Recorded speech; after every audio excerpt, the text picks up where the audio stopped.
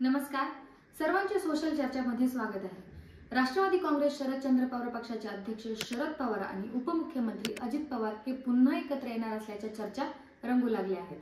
महाराष्ट्राच्या राजकारणात आगामी काळात कदाचित ट्विस्ट येण्याची शक्यता आहे. कारण राष्ट्रवादी काँग्रेस शरदचंद्र पवार पक्षाचे प्रमुख शरद पवार आणि उपमुख्यमंत्री अजित पवार हे आगामी काळात एकत्र येऊ शकतात. कारण तशी वक्तव्य देखील समोर येऊ लागली आहेत.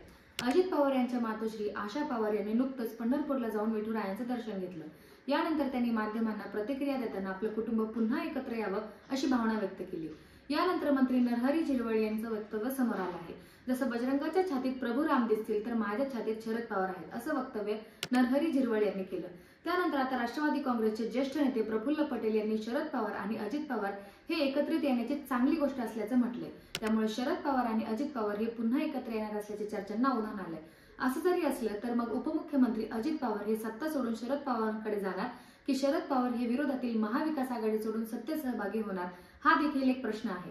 विशेष म्हणजे शिवसेना नेते आणि राज्याचे गृहमंत्री योगेश कदम यांनी याबाबत मोठं वक्तव्य केले. त्यांच्या या वक्तव्यामुळे अनेकांच्या भुवया उंचावल्या आहेत. तर मंडळी, शरद पवार आणि अजित पवार हे पुन्हा एकत्र येणार का हेच आपण या व्हिडिओच्या माध्यमातून जाणून घेऊया. व्हिडिओला सुरू करण्यापूर्वी आमचे नवनवीन व्हिडिओ आपल्यापर्यंत पोहोचण्यासाठी चॅनलला सबस्क्राईब करा.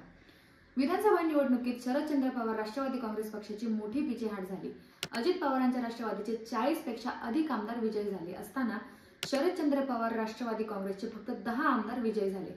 अजित पवार हे महायुतीमध्ये उपमुख्यमंत्री झाले. आता राष्ट्रवादी काँग्रेस आणि शरदचंद्र पवार राष्ट्रवादी काँग्रेसचे एकत्र येणार असल्याचा दावा शिवसेनेचे मंत्री योगेश कदम यांनी केला आहे. विधिमंडळाच्या विरोधी बाकांवर 40 ते 42 सदस्य आहेत. मात्र महाराष्ट्रातील वातावरण पाहता ही संख्या देखील कमी होऊन विरोधी बाकांवरील संख्या 20 पर्यंत खाली येऊ शकते. कदाचित राष्ट्रवादी शरद पवार गट महायुतीत सामील होऊ शकतो. याबाबत अजित पवार आणि शरद पवार यांच्यामध्ये अनेक बैठका झालेल्या आहेत असं मोठं भाकीत राज्यमंत्री योगेश कदम यांनी वर्तवलं आहे. महाविकास आघाडीचे अनेक पराभूत उमेदवार महायुतीच्या वाटेवर आहेत. महाविकास आघाडीचा प्रत्येक पराभूत आमदार महायुतीसोबत जोडण्याचा प्रयत्न करत आहेत असाही मोठा दावा त्यांनी केला. तसेच महायुतीची सत्ता ही कायम राहणार आहे असा विश्वास योगेश कदम यांनी व्यक्त केला आहे. तर दुसरीकडे राष्ट्रवादी शरद पवार गट आणि अजित पवार गट एकत्र येण्याच्या पार्श्वभूमीवर राष्ट्रवादी अजित पवार गटाच्या बैठकीत 2 महत्त्वाच्या मुद्द्यांवर चर्चा करण्यात आली.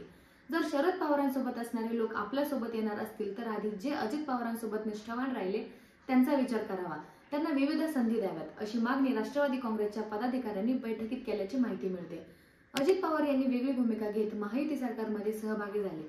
अजित पवारांच्या निर्णयामुळे राष्ट्रवादी काँग्रेस पक्षात उभी फूट पडल्याचं दिसून आलं. यानंतर शरद पवार आणि अजित पवार यांच्यातील दुरावा वाढत गेल्याचं बोललं जाते. लोकसभा निवडणुकीत बारामतीत अजित पवार यांच्या पत्नी सुनेत्रा पवार यांचा पराभव करून सुप्रिया सुळे निवडून आल्या. तर विधानसभा निवडणुकीत अजित पवार हे योगेंद्र पवारांच्या विरोधात निवडून आले. या दोन्ही निवडणुकीत शरद पवार विरुद्ध अजित पवार हा सामना पाहायला मिळाला. यानंतर शरद पवार यांच्या वाढदिवसानिमित्त अजित पवार यांनी शरद पवार यांची दिल्लीत सहकुटुंब भेट घेतली. त्यातच अजित पवार यांच्या मातोश्री आशाताई पवार यांनी सर्व पवार कुटुंब एकत्र येऊ देत अशी आणि वाद संपू देत असं साकडं पंढरपूर येथील विठुरायाला घातलं. यानंतर काका पुतणे एकत्र येणार असल्याच्या चर्चांना उधाण आले. तर मंडळी, काका पुतणे एकत्र येण्याबद्दल तुम्हाला काय वाटतं हे आम्हाला कमेंट करून नक्की सांगा. आणि जर तुम्ही हा व्हिडिओ फेसबुक आणि इंस्टाग्रामवर पाहत असाल तर आम्हाला नक्की फॉलो करा, म्हणजे आमच्या येणारे नवनवीन व्हिडिओ तुमच्यापर्यंत पोहोचतील.